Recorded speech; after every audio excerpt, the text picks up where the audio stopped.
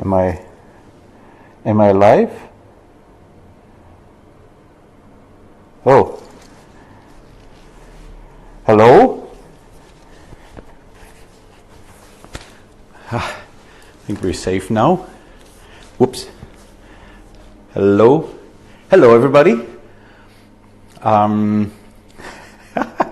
It's my first time. I'm very old. This is my very first time. I'm very nervous. Apparently, I'm doing things right. I see numbers, so I see like more people live is there. I think we're up and running. I think I did it. I don't know how.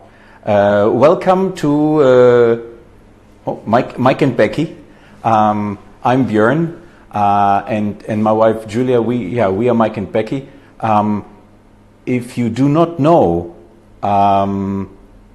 where our name is coming from, well, guess, or I might answer later when we're doing a Ask Me Anything round. So welcome everybody.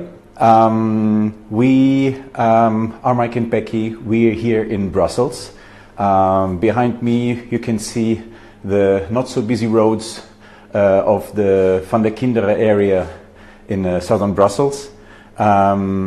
We are making chocolate here. Well, what a surprise.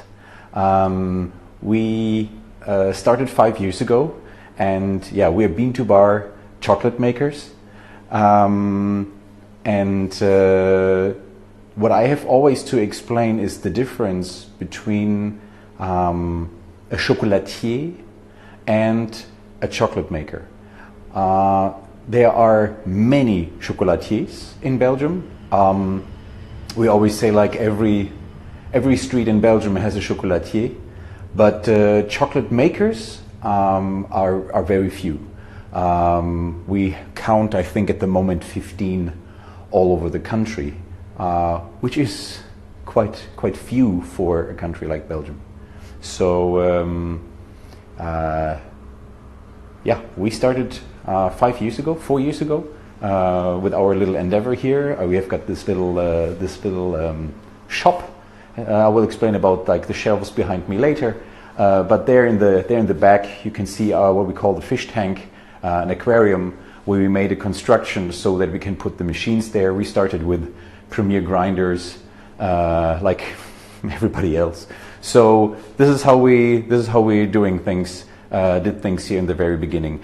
The difference between a chocolatier and a chocolate maker, I guess for those working in the business, you know, but for those who tune in for the first time, a chocolatier is somebody who's working with chocolate, who's buying chocolate, melting chocolate, and then making pralines out of it. A chocolate maker is working from the bean.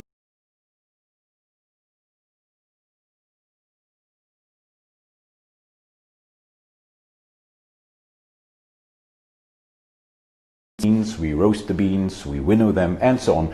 We do all the steps of the chocolate production, and by ourselves, and ending up with usually bars of chocolates or a little mendiant, napolitain, or something small. But we do not process it any further and making any kind of pralines out of it. This is a part I'm going to discuss later. The difference and the confusion actually between chocolatier and chocolate maker, where it comes from, and actually the backlash that we still got from this, because people still saying like, oh, Belgian chocolate, the best in the world, there is nothing better, and it's all actually about a confusion. It's also about like a lost S that I will explain later, and voila, this is where we're coming. Going to talk about later. I want to quickly show you a little bit like what we're having here on our shelves, what we are doing, what we're selling, the beans we're working with, the way we work, only in form of icons, not the real machines. That's too noisy. The internet connection is not very well, and we are in the middle of moving our production from our little fish tank, the small production over there, to a really nice little production site. Very happy. Takes far too long to get everything done, but we will We will get there, and then I will make another live, and then you're gonna show you all around what we're gonna do over there. But overall, the way we work is pretty much classic, standard, like most others. The main point of today that I wanted to talk about, the truth of Belgium chocolate. So, because everybody's saying like Belgium chocolate best in the world, and what is Belgian chocolate? What does it actually mean? Yeah, and so I'm going to talk about this a little bit. This is also an Ask Me Anything. There's so many waves. Do I have to wave back? I do not know. I've never done this. Do I have to wave back? Can I do this? I waved back to Olga in St. Petersburg, Russia. This is so cool. Okay, I waved back to all of you. Later we're making a little Ask Me Anything question, so perhaps now about asking questions, do not do it for the first 10 minutes, and then when I say, if you want, you can ask me some questions, okay? First of all, hugs and kisses to my wife, who's sitting at home, and my son, and of course to the fantastic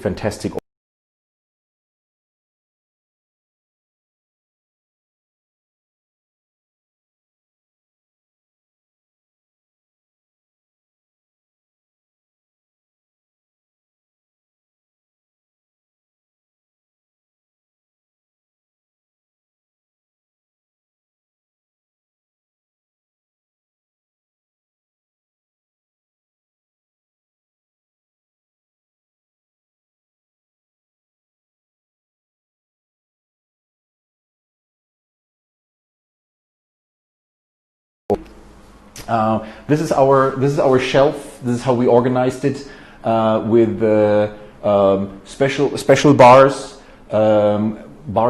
which with some inclusions with something inside. Then we've got the milk bars, the dark 70 and 70 plus. This is something that we. Here's a question. Oh, okay. Yes. Sorry, guys.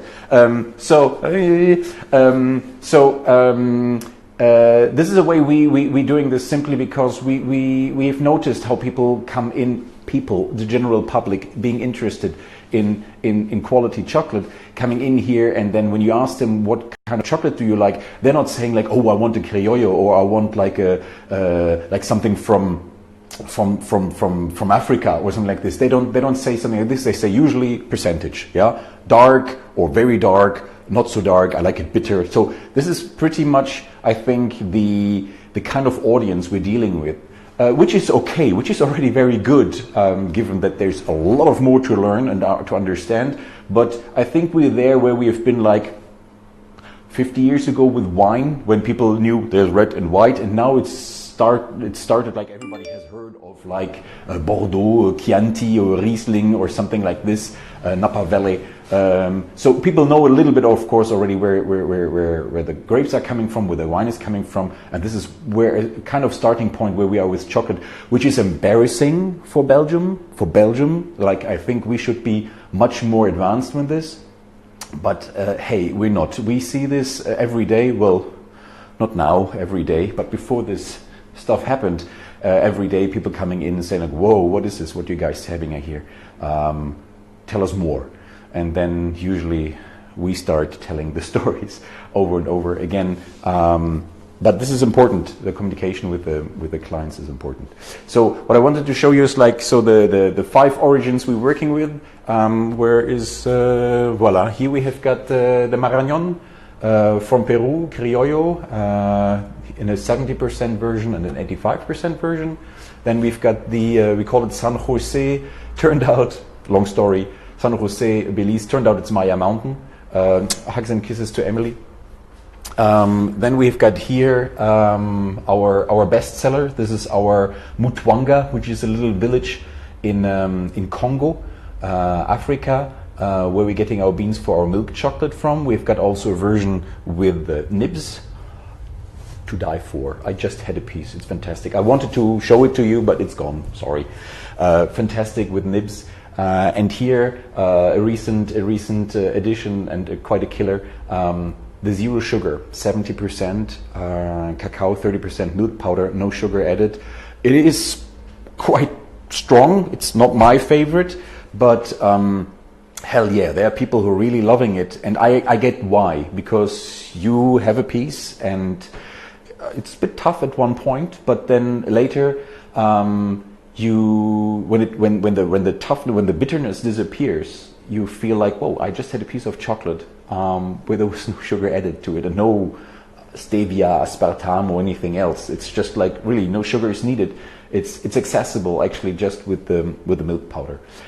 So this is the Mutwanga. Little side note there. Funny enough, but to our knowledge, we have been the first to make chocolate in Belgium with beans from Congo. For those who do not know Belgium history, Congo used to be a colony of Belgium, and for me and for us, it was like we didn't understand why Belgium is not working with Congo, a fantastic country, a fantastic cacao production. Why is there no Congolese cacao in Belgium? I guess it turns out it's just simply too expensive to travel, to ship the cacao through the country, which is vast, which is enormous. What is it, 20 times as big as Belgium? And then like to the coast, and from there then to Europe. It's much easier to get it via Ghana or Ivory Coast. So there's a message here from Ghana Village. It's sorry, Village is amazing. Yeah, I love you all, guys. It's fantastic. Great to be part of this experience.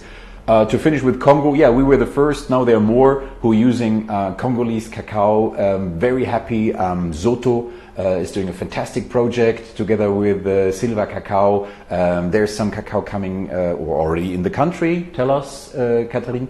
I think it's already in the country, and then well, we might work with this cacao as well. It's very nice, and of course for Belgium, I think it's an obligation for us to support that country and to work with their fantastic cacao. We then do have, like as a classic, most will perhaps know the famous Öko-Caribe. We stick to Öko-Caribe as the name, Öko with the two dots on it, which is very German. The reason is he studied in Hamburg for many years, and this is where the Öko is coming from. I think for most people think like, well, what is this? Where's the name coming from? It makes the communication a bit complicated, but this is our belief. The name of the company, the name of the plantation has to come first. So this is why it's Öko-Caribe Dominican Republic and not Dominican Republic Öko-Caribe. So yeah, when you say like on a bottle of wine, some Chateau de la, it's not like Vin de France and then Chateau de la. It's the name of the vineyard first, and then the country where it's coming from. For us, this is like a must. And then hugs and kisses to Luca and Ellen from Go Ground. Here we have got Iduki Hills from India, Kerala. Also fantastic beans to work with. We do have some special ones here at the bottom. Whoop, you can see them.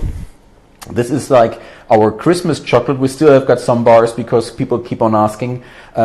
This is the Iduki Hills, but then with the spices, the India Masala spice mix, cinnamon, cardamom, pepper, all the other things, which come from the same plantation, which is fantastic. It's a delight, and it's super Christmassy. Then we've got the San Jose, the Maya Mountain with mango from Uganda, organic. Everything is organic with us. Here then the Peruvian Marañón with the roasted oat. This is something Julia worked a long time on it, and she finally is happy to have got the combination right.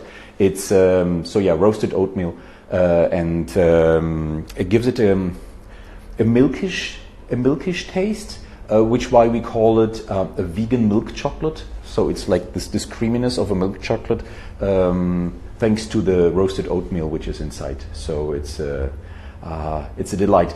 Little side note about the Marañón. Marañón is the only origin which is not certified organic. If you guys listening, hugs and kisses, we love your cacao. We want to keep on working with it. We hear that you're working on a certification. Would be great. Would be good to have this, because like all our ingredients, everything is organic. But these bags, we have to store them always aside. And the organic certifier here in Brussels, in Belgium, is always checking if we're putting it really far away from the other beans, because it could contaminate it, knowing that of course your beans are organic. You just don't have the certification. It's a hustle. Okay. Whoa, that was a quick run. Did I forget anybody? No. Just to show you, for us from the beginning it was clear, I'm going here, from the beginning it was clear for us that we are not only going to sell our bars, but also the bars from colleagues and friends working like us with the same philosophy and concept, so other bean-to-bar chocolate makers. Also because our 5 plantations represent like 1%, no, 0.5%, 0.1%, or less of the plantations available actually worldwide. So these 5 plantations or chocolate bars are not representing all the fantastic cacao and chocolate which is out there in the world. So we said like, if we come across something funky, something great, we're going to have it and we're going to sell it here as well. This is why we, for instance, have like, just swip the camera. Can I do this? Flip it? Yay! So this is why, for instance, we have, let's start here, Caruna, Southern Italy. Guys, if you have access, if you can buy Caruna bars, Italy, South Tyrolia is struck heavily from the virus. Help them. They have not yet a web shop. You can order it via the website. Hugs and kisses to them. You will guys get through this. You can do it. Then here, we have here our friend Mario Chocolatua. He was yesterday live. Our great friends Auro from the Philippines. Original beans. Zotter, hugs and kisses. Julia, keep on up the great work. Soklet, our friends from India. Who else do we have here? Georg Benadini from Germany with this beautiful packaging. Chocolate from also around the world. Hugs and kisses to our friends in Norway, Fjok, an amazing bar. This is the last one we have. If you're in Brussels, you have to run. As long as I'm still live here, you can perhaps come and grab it. This is the last one. It's fantastic. With the Norwegian cheese. Yeah, and it's fantastic. I think I talked too much and too long. Just switching back. No? Yes?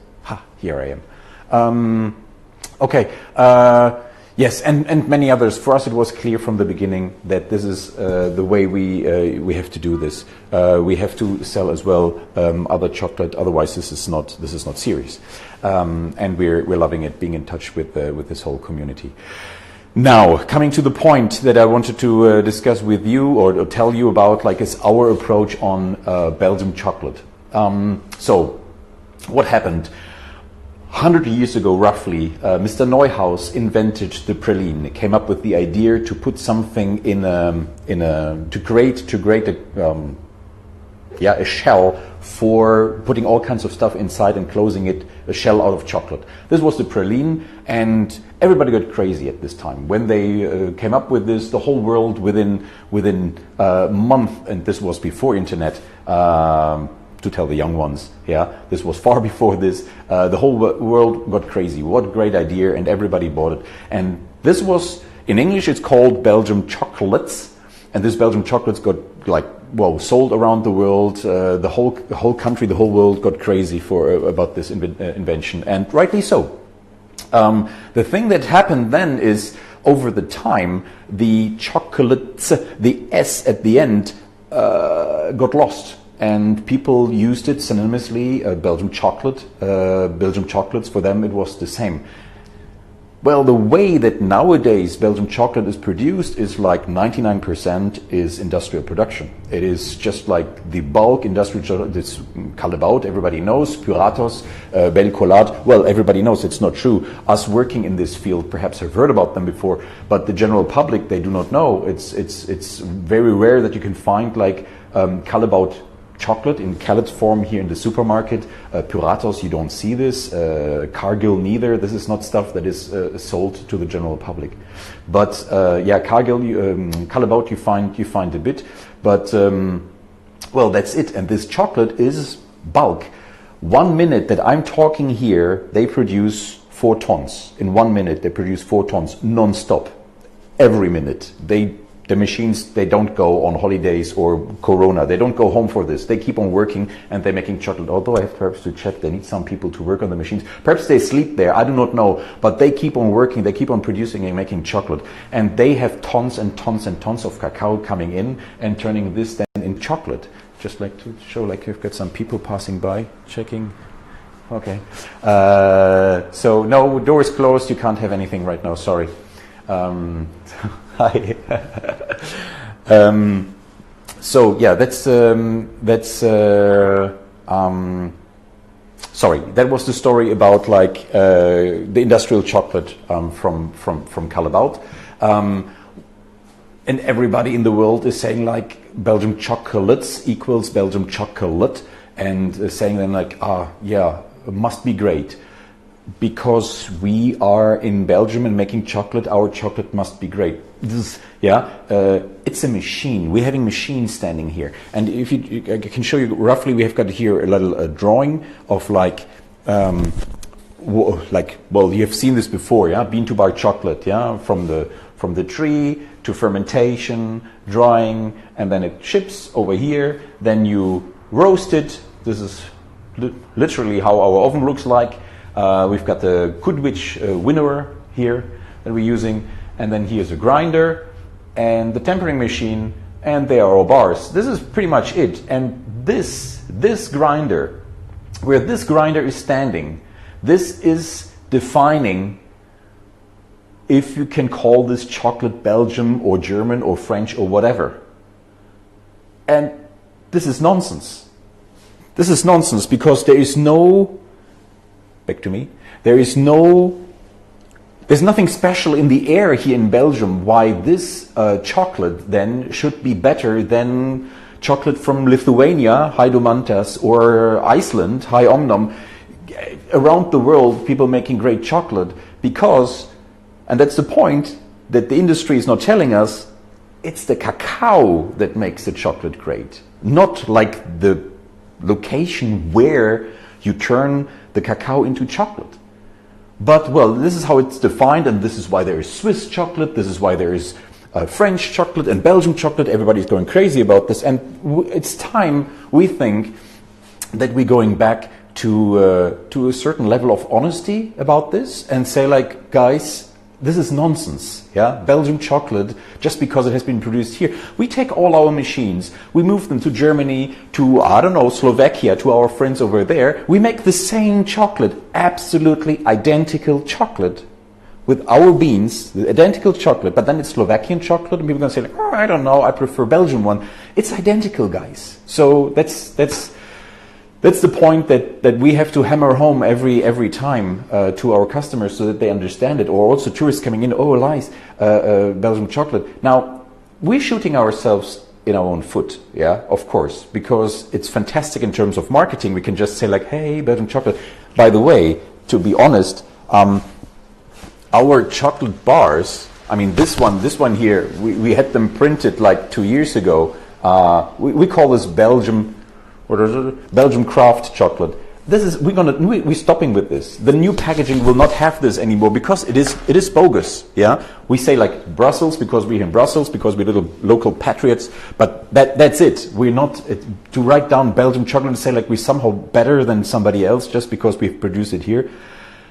It's nonsense. So this is why, voila. This is like my little rant about Belgian chocolate and why it's actually wrong to keep on repeating that Belgian chocolate must be good.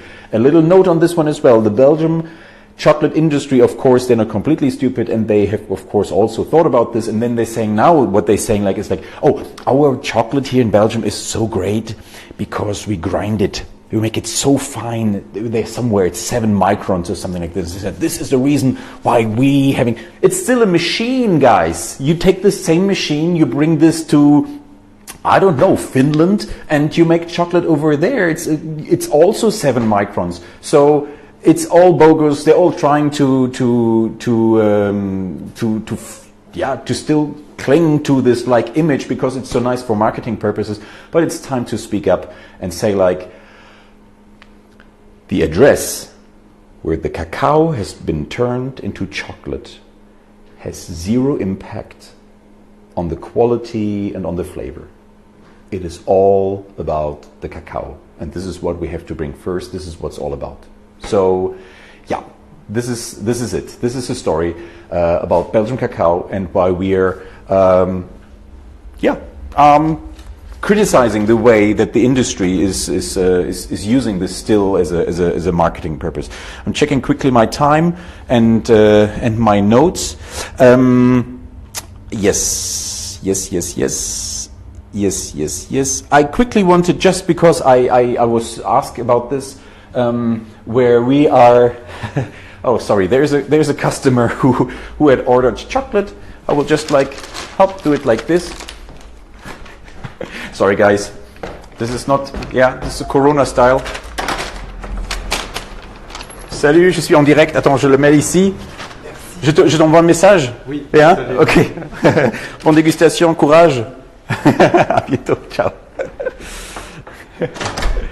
Voilà. Sorry, that wasn't planned. He was a bit late, but hey, times are crazy. Where was I? Where are we different to perhaps other makers that we have seen over the last days on Instagram Live? We're one of the few who use beet sugar and not cane sugar. We tried in the beginning. We made quite some experiments with all kinds of sugars, and actually we were a little bit taken aback from the additional taste that cane sugar is having.